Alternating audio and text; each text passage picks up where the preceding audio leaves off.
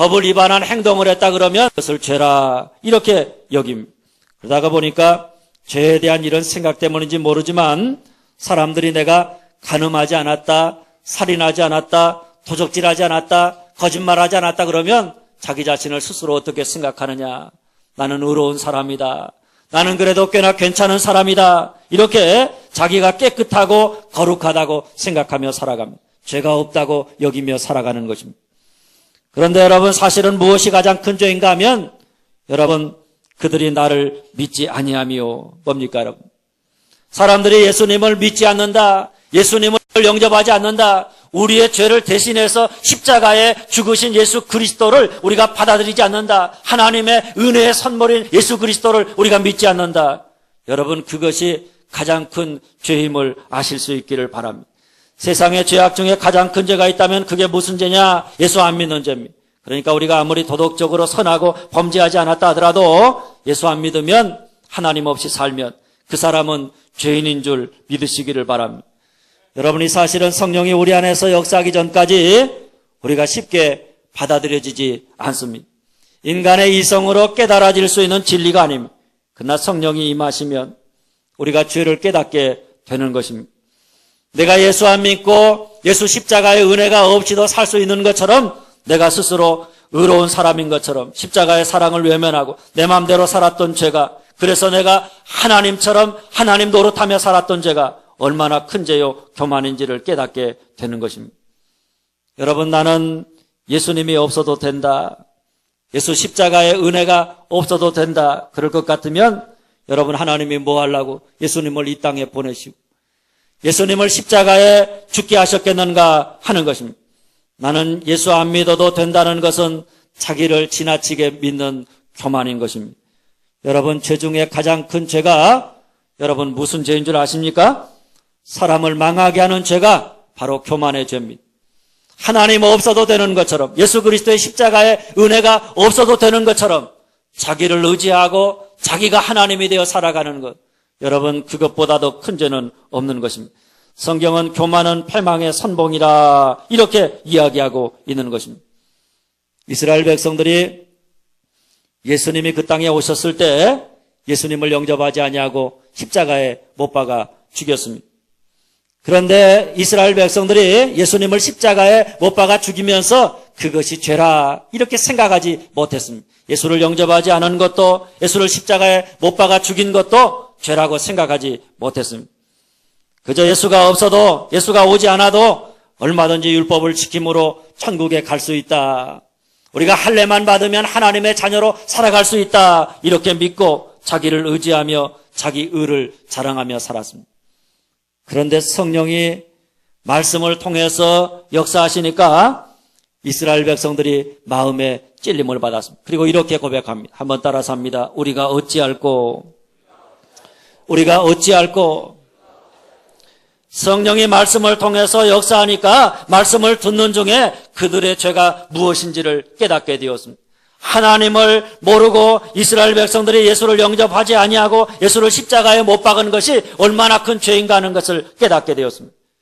그리고 자기들의 죄를 깨닫고 난 다음에 우리가 어찌할꼬 이제 우리가 어떻게 하면 좋겠는가 이렇게 죄로 인해서 탄식하였던 것입니다. 여러분 오늘 또 성령님은 우리가 말씀을 들을 때마다 우리로 하여금 우리의 죄를 깨닫게 하십니다. 하나님 없이 살아가는 것, 하나님 없이 행하는 것이 있다면 그 모든 것이 다 죄라고 하는 사실을 깨닫게 합니다. 우리가 하나님의 뜻대로 순종하지 못하고 내 마음대로 행하며 살아가는 것이 죄라는 것을 깨닫게 합니다. 하나님의 성령으로 충만하지 못하고 성령의 인도하심을 따라 살지 아니하고 자기 욕구를 따라 살아가는 것이 얼마나 큰 죄인가 그 죄를 깨닫게 하시는 것입니다. 그리고 우리 속에 숨어있는 죄, 그 죄를 하나하나씩 끄집어 내시는 것입니다. 세상의 모든 더러운 죄악과 범죄 그 모든 것이 다 내 안에 있다는 사실을 함으로 말미암아 하나님 앞에 내가 죄인임을 고백하게 하는 것입니다. 그리고 주님을 향해 다윗처럼 이렇게 고백하게 합니다. 시편 51편입니다. 물은 나는 내 죄가를 나오니 내 죄가 항상 내 앞에 있나이다. 우슬초로 나를 정결케 하소서 내가 청하리. 하나님이여 내 속에 정한 마음을 창조하시고 내 안에 정직한 영을 새롭게 하옵소서. 사랑하는 여러분, 저는 오늘 이 다윗의 깨달음과 고백이 주님 앞에 나올 때마다 여러분과 저의 깨달음과 고백이 되어짐으로 말미암아 늘 주님 앞에 주님 내 속에 정한 마음을 창조하시고 내 안에 정직한 영을 새롭게 하옵소서. 이렇게 기도하며 주님의 은혜를 간구하며 살아가는 여러분들 되어줄 수 있기를 주님의 이름으로 축원합니다. 둘째 따라서 합니다. 의에 대하여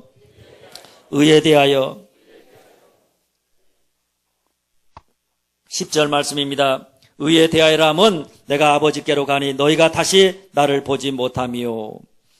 여러분, 의라고 하는 것은 재판정에서 법을 집행하는 판사가 죄인을 향해서 죄 없다, 더 이상 심판이 없다, 너가 받을 형벌이 없다, 이렇게 선언하는 말이 의롭다 하는 말의 의미입니다. 여러분이 세상에서 마지막 심판대 앞에 섰을 때 하나님으로부터 죄 없다, 너는 깨끗하다, 너에게는 심판이 없다, 이렇게 판결받을 수 있는 분은 오직 예수 그리스도밖에는 없는 줄 아시기를 바랍니다. 예수님만이 의인이요 예수님의 의인은 없나니 하나도 없는 것입니다. 그러니 당연히 자기의 의로움으로 하나님 앞에 설 수 있는 사람도 한 사람도 없는 것입니다. 그래서 성경은 이렇게 말합니다.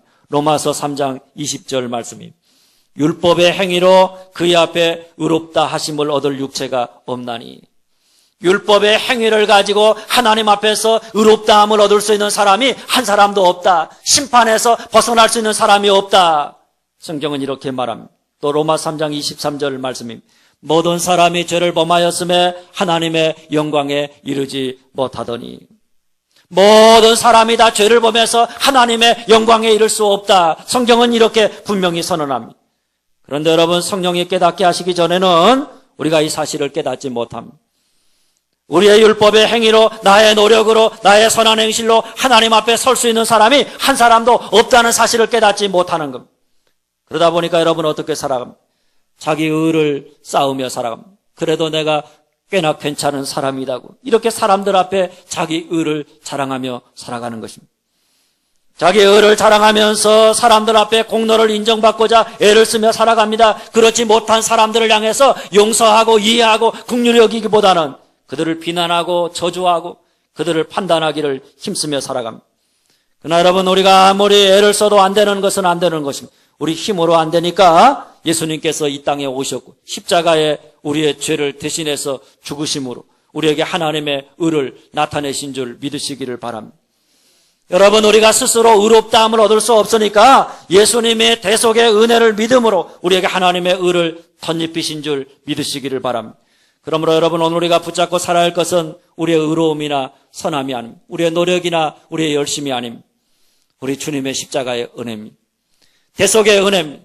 예수 그리스도로 말미암은 하나님의 의를 덧입고 사는 자만이 하나님 앞에 설 수 있는 것입니다. 예수 그리스도로 말미암지 않고는 어느 누구도 하나님 앞에 설 수 있는 사람이 없는 것입니다. 그러므로 오늘 우리는 우리 주님의 십자가의 은혜, 대속의 은혜만을 붙잡고 예수 그리스도로 말미암은 의를 자랑하면서 살아가는 여러분과 제가 되어줄 수 있기를 간절히 바랍니다. 셋째 따라서 합니다. 심판에 대하여 11절 말씀입니다. 심판에 대하여라면 이 세상 임금이 심판을 받았습니다. 여러분, 성령이 오시면 첫째는 죄에 대하여 깨닫게 하십니다. 둘째는 의에 대하여 우리가 어떻게 해야 의롭게 되느냐, 우리가 어떻게 해야 하나님의 보좌 앞에 담대히 나아갈 수 있느냐, 그것을 깨닫게 합니다. 그리고 셋째는 뭡니까? 심판에 대하여 깨닫게 하십니다. 여러분, 성령은 이 세상과 사단이 이미 십자가에서 예수님이 십자가에 돌아가실 때 모든 인간의 죄를 대신해서 예수님이 십자가에 돌아가실 때 이미 심판을 받았다는 사실을 우리에게 깨닫게 하십니다. 잠시 사단이 활동하고 있는 것은 잠시 집행을 유예하고 있을 뿐이지 하나님의 심판은 이미 끝났다. 사단은 이미 거기에서 실패했다. 이 사실을 깨닫게 하시는 것입니다.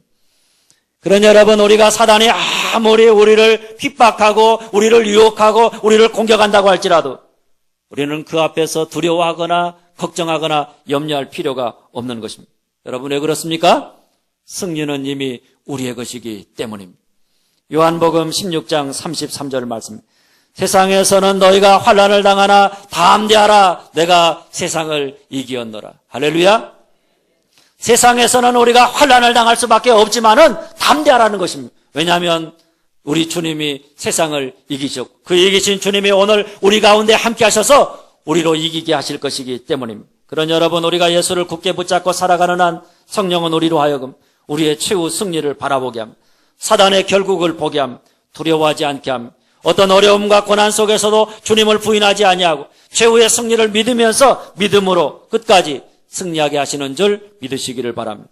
사랑하는 여러분, 성령님은 오늘 또 말씀을 통해 깨닫게 하심으로 우리를 진리 가운데로 인도하십니다. 첫째 따라서 합니다. 죄에 대하여 깨닫게 하신다. 죄에 대하여 깨닫게 하신다. 둘째, 의에 대하여 깨닫게 하신다. 의에 대하여 깨닫게 하신다. 셋째, 심판에 대하여 깨닫게 하신다. 심판에 대하여 깨닫게 하신다. 오늘 또 성령의 임하심으로 말미암아 죄에 대하여, 의에 대하여, 심판에 대하여 깨달음으로 말미암아 우리가 성령 안에 있는 자임을 확신하면서 성령의 인도하심을 따라 더욱 예수 그리스도를 믿고 그분의 의를 자랑하며 최후 승리를 바라보며 믿음으로 날마다 승리하는 삶을 살아가는 여러분들이 다 되어줄 수 있기를 주님의 이름으로 축원합니다.